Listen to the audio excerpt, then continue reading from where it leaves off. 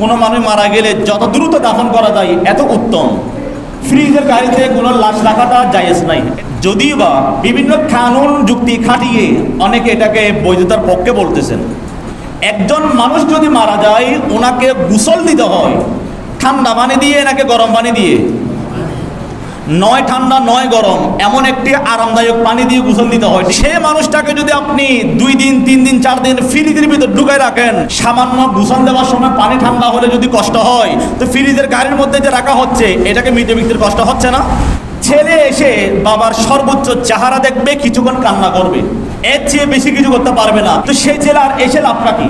যিনি সারা জীবন ওনার সেবা করতে পারে নাই, যদিও বা বিভিন্ন কাজে যেতে হয়েছে, কিন্তু উনি আসার জন্য 2, 3, 4 দিন যে ফ্রিজের গাড়ির ভিতর রাখা হচ্ছে, মৃত ব্যক্তির কষ্ট হচ্ছে।